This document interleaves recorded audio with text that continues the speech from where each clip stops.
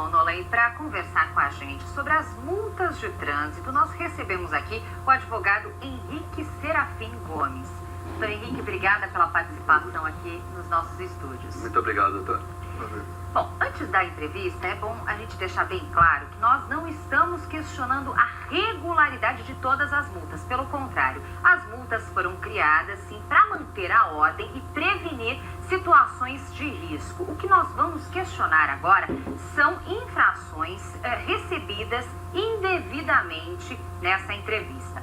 Doutor Henrique, com relação às multas que são feitas, às vezes, aí, recebidas pelos condutores indevidamente, qual o primeiro passo para recorrer?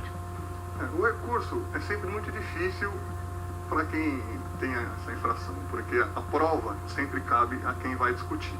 A verdade está sempre para o lado da prefeitura, do agente autuador. Então é importante que ele reúna provas. Se for uma velocidade, tem que tirar foto do local para demonstrar a velocidade do local. Então ele tem que juntar provas para poder sustentar o seu recurso administrativo que ele vai estar fazendo. Importante, a primeira coisa é fazer o recurso administrativo no seu devido tempo. Mas aí onde que ele deve ir? O que ele deve proceder? Precisa contratar advogado? Não precisa? Ele pode ir sozinho? Na questão administrativa não há necessidade de contratação de advogado. Toda multa de trânsito, dependendo do órgão autuador, prefeitura, DR ou próprio Detran, tem o seu ponto para receber os recursos de multas ou até mesmo através do correio. Então ele tem que... E o recurso não precisa ser juridicamente pesado nesse sentido. É uma carta explicativa do que vinha acontecendo, de próprio punho, do que aconteceu e com documentos comprobatórios daquilo que ele vai estar alegando. Porque sem documento, com certeza o recurso será indeferido. Se eu for viajar, tomei a multa em outro estado, eu devo fazer a mesma coisa? Mesma coisa. O recurso vai ter que ser encaminhado para esse outro estado, para essa outra prefeitura, para esse outro órgão autuador. É ele quem tem a competência de tirar ou não essa multa do seu veículo. Doutor Henrique, no caso de um carro clonado, muitas pessoas reclamam que começam a receber sucessivas multas em locais que não passou pelo carro e quando puxa ali por radar fotográfico, inclusive, vê ali o carro como se fosse o da própria pessoa. O que fazer nesses casos? Gente, carro clonado é uma dor de cabeça para a pessoa que tiver seu carro clonado. Por uma questão simples. O Detran deveria trocar a placa da pessoa que tem o carro clonado. Esse seria a reação ideal do Detran. Só que isso é muito difícil de acontecer. Então a pessoa vai ter uma grande dor de cabeça. Primeiramente ele tem que recorrer de todas as multas que ele tiver do carro clonado. Ele tem que abrir um procedimento administrativo no Detran, informando o carro dele está clonado, demonstrar fotos do carro dele, comparando com a foto do carro clonado. E toda multa que ele receber, ele tem que recorrer. E esse processo administrativo no Detran é moroso e burocrático até que o Detran crie uma solução para ele. Muitas pessoas acabam usando a via judicial para conseguir a troca da placa, porque o Detran muito dificilmente faz isso por espontânea vontade. Enquanto isso, os pontos são contabilizados se ele fizer todos os recursos direitinho, ele não vai ter os pontos contados para ele.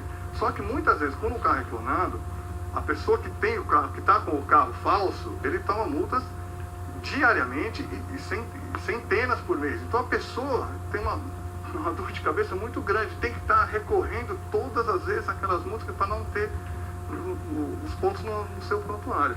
Doutor, nós recebemos aqui a participação pela nossa página do Facebook do Maros. Ele pergunta por que então existem pessoas que cobram para recorrer pelo condutor. Elas ganham o que em cima disso? Se o senhor acabou de falar que essas multas podem ser, os recursos podem ser feitos no próprio punho, qual é a vantagem de se contratar alguém para recorrer pelo condutor? Normalmente as pessoas contratam as pessoas para recorrer, às vezes justamente porque não consegue escrever o recurso ou quer às vezes um apoio jurídico, um apoio sobre a realização. Porque alguns recursos de multa, obviamente que a legislação vai te ajudar, dependendo da situação que você está enfrentando.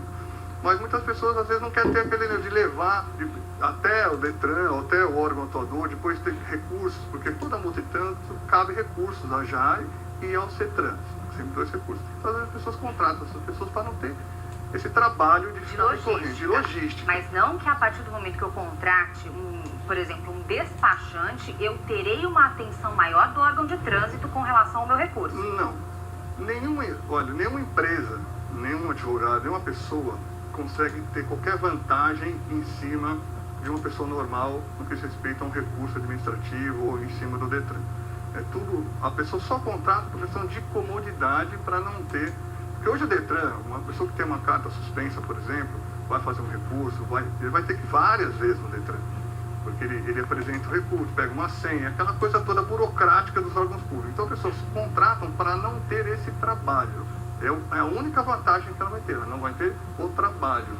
Mas vantagens de penalidade ou vantagem de ter uma multa deferida, não, isso não tem. Doutor, antes de entrar com o recurso, eu sou obrigado a pagar essa multa ou não? Não precisa? Só se for recorrer. Em primeiro momento, não. Na primeira instância, vamos dizer, você não precisa estar com a multa paga. No entanto, se for indeferida em primeira instância, se você for recorrer, aí a multa tem que estar paga. Paga para continuar a reclamar e você gastando mais dinheiro para provar a inocência. Para provar a inocência. Resumindo aí. Primeira vez não precisa. Agora, para recorrer, é necessário que a multa esteja paga. E às vezes, para não ter dor de cabeça, a pessoa vai lá, paga e pronto. Isso e só se lamenta. Isso é o que acontece. Muitas vezes, eu sou muito questionado, muito procurado, às vezes, por questão de multa, de trânsito. Então, a pessoa, às vezes, como eu falou, quer contratar, às vezes quer brigar, às vezes quer discutir. Eu estou inconformado com essa multa, eu não aceito essa multa. Só que você vai ver o valor da multa. E o valor que ela vai gastar, o trabalho todo, a pessoa acaba pagando, porque fica mais barato pagar do que propriamente discutir a questão. Doutor, como é que são contabilizados os pontos? São 20 pontos o limite para se ter na CNH. Se atingir essa marca, a partir desse momento a CNH automaticamente é suspensa? As pessoas têm muita... Isso é bem importante essa explicação, porque as pessoas pensam que as multas caducam ou prescrevem depois de um ano. Na verdade, você tem que somar 20 pontos num período de um ano. Mas o período de um ano não é dia 1º de janeiro, você tem o dever, não. No período de 12 meses, se somar 20 pontos, você vai ter instaurado um procedimento de suspensão. Existem multas como excesso de velocidade acima de 50%, multa por embriaguez, que já são multas suspensivas automaticamente. Portanto, são 7 pontos, mas já são suspensivas. Tirando essas, se você somar 20 pontos no período de 12 meses, é instaurado um procedimento de suspensão. Quer dizer, você está sujeito ao procedimento, porque como são muitas pessoas, você acaba entrando na fila, ou seja, não é porque você estourou hoje que amanhã vai ser estourado. O Detran vai notificar essa pessoa, vai estar presente de defesa. Mas fez os 20 pontos, com certeza vai receber uma notificação de procedimento de suspensão. Tá ótimo. Doutor, nós temos também participação aqui pelo nosso Twitter.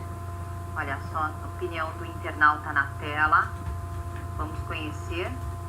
Agora sim, ele disse que não, nunca estourou, ainda bem, né, o limite de pontos. Estou no limite de pontos por excesso de velocidade. Errei, mas há também uma indústria da multa em Salvador.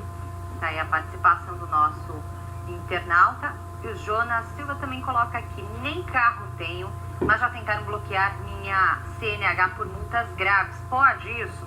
Não conseguiram, óbvio. A participação vem de São Paulo. E aproveitando até essa participação do Jonas, eu mostro aqui um outro caso. Semana passada, nós tivemos a opinião o comentário, aliás, de uma telespectadora que disse que na frente do prédio dela, da saída do prédio, ela tem uma faixa de ônibus com um radar. Todos os carros que saem, todos os carros que entram, automaticamente passam pela faixa de ônibus, obviamente, e recebem multas.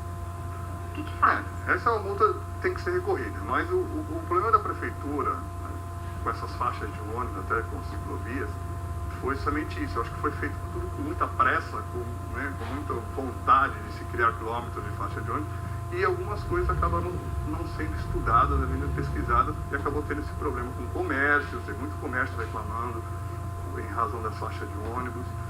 Inclusive, as multas aumentaram o valor a partir desse ano em relação às faixas de ônibus. Antigamente tinha uma diferença.